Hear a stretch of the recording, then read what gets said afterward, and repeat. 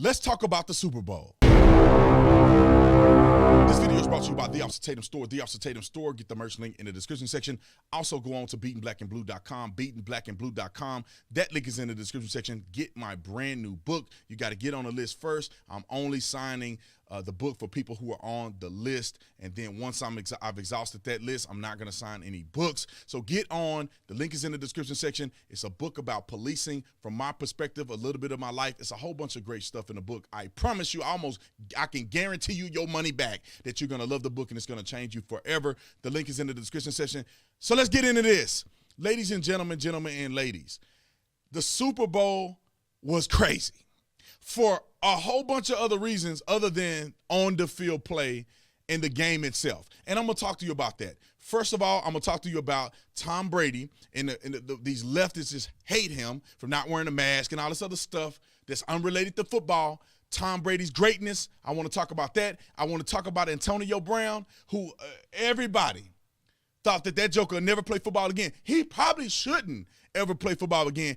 Ended up winning a Super Bowl, which proves to me that God ain't fair, but he's sovereign. Because that ain't fair that joker, I'll get into that a little bit later. The Jeep commercial, the halftime show, all of these things are out of control, and we're going to touch on it in this video.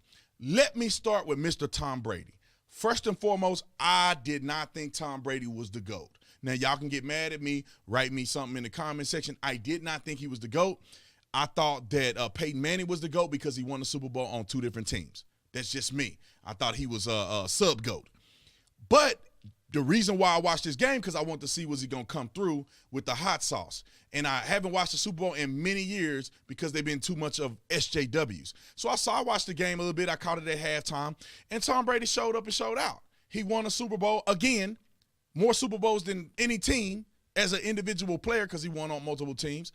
And he proved to the world that he's the best quarterback ever to play the game. Because not only is it his talent, because I don't think he's the most talented quarterback, for some reason he got the it factor that causes people to show up and show out on game day. Even the players that are the forgotten players, somehow Tom Brady gets them to play well and to win championships. Shout out to Tom Brady. Controversy with Tom Brady that I want to talk about is that people are mad at him because he had a picture on his profile or had a picture on his social media of him walking into the stadium not wearing a mask. Well, let me give you a news alert. Stop talking about a mask. It's all bull. Okay, now I got that out of the way. It's bull crap. He ain't wearing a mask because he know it's stupid. Does he have a mask on while he's playing in the game? No, he doesn't. Does he have a mask on when they sacking him on 3rd and long? No, he doesn't. Offensive linemen are hitting each other every play, banging heads. Not one of them have a mask on. Stop it with the stupidity. You know who's mad at him? The leftists. Why are they mad at him? It's not just the mask. It's because he was a Trump supporter. It's because he had a bag of hat in his locker and that he's always been supportive of Trump. When they won the Super Bowl, he went to the White House. So did Rob Gronkowski. And shout out to Gronkowski. I played football with Gronkowski in college, and he was very hard to cover. I'm just saying. I was a safety, him being tight end. I had to cover him every day, and I lost a lot of those battles. But anyway, Tom Brady, they're mad at him over that. The only critique I have of Tom Brady is that he put in racism on the back of his helmet. Now, I don't understand at this point in our world, in our country, in this dispensation of time, what Tom Brady is the message he's trying to put out on the back of a helmet, playing in a league full of black people.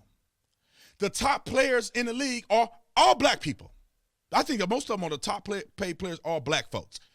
I don't understand. What are you seeing? Are you talking about racism in the football league?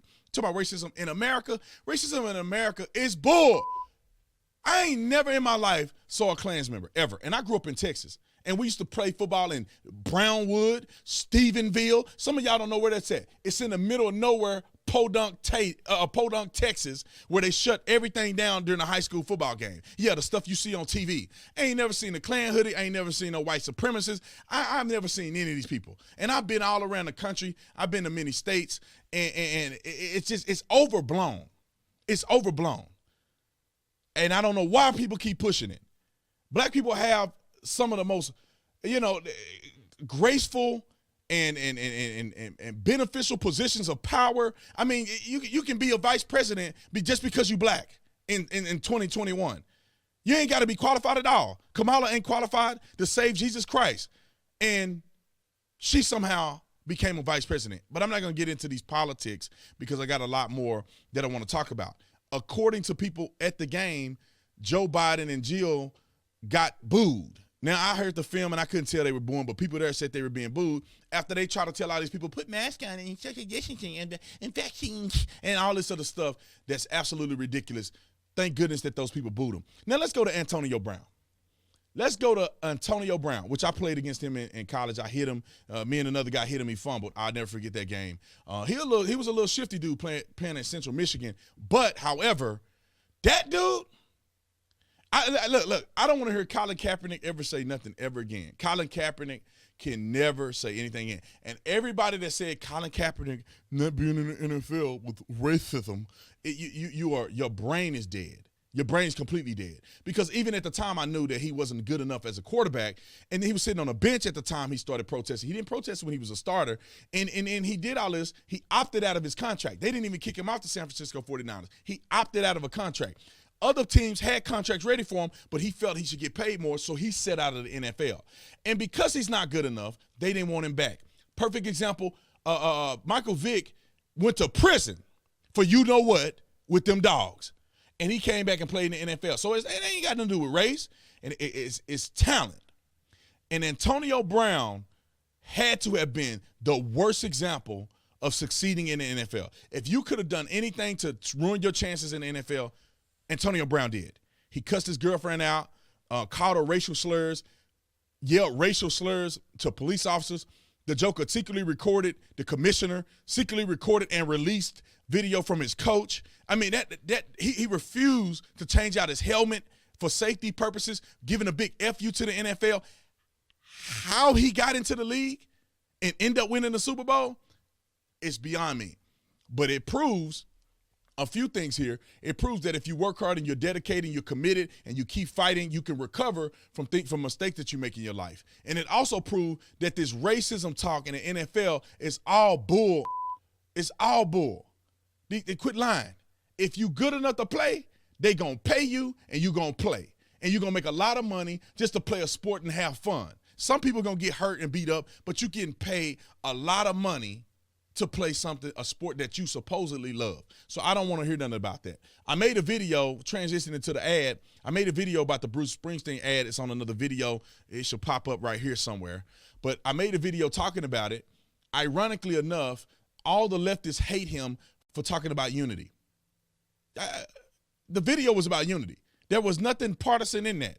It said, let's get rid of these politics. Let's come together in the middle and make this world a better place. And leftists can't handle it. They can't handle it. It's like a person who lives for drama. Every relationship they get in becomes drama because they can't just get along. They gotta be drama. Whether it's real or fabricated, they need drama to survive. And Bruce Springsteen, which I do not agree with him, but the message in that Jeep ad was great. It was a great message. I could get behind that message.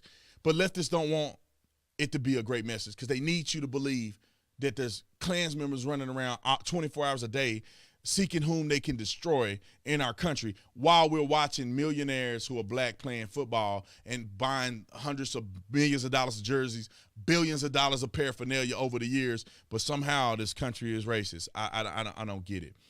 But I thought I'd touch on a few of those things related to the Super Bowl. I thought it was a good game. I felt like that the Kansas City Chiefs didn't show up to play at all. They didn't come to play at all. And the Buccaneers did a really good job on defense, offense, and special teams. And one of their most prominent coaches is black. He's a black man. He's a black man. So anyway, y'all let me know what you think about the Super Bowl. Before I end this, I want to make one more comment about the halftime show. And I probably should break this up in a couple different videos, but the halftime show was very interesting because I thought it was dumb. But the funny thing is that it was featured all black people by a black recording artist, and they didn't even pay them. According to the stuff that I read, they didn't even pay these people. The Weeknd put up $7 million of his own money or something of that nature to make the performance happen and make it look like it's supposed to look. And y'all want to talk about SJW behavior. This is why I think people are so fake. If it was really about black people and they really cared and all of this stuff and people were really making waves and black and brown bodies were being, why would that man spend $7 million? It's all a show. It's all bullcrap. And why would he even accept that? Because it's all a show and it's bullcrap. And why would anybody in the league accept it? Because it's all show and bullcrap. None of these people mean any of this stuff. They're just virtue signaling. That's all this is. Even the ad, even the Jeep ad was virtue signaling.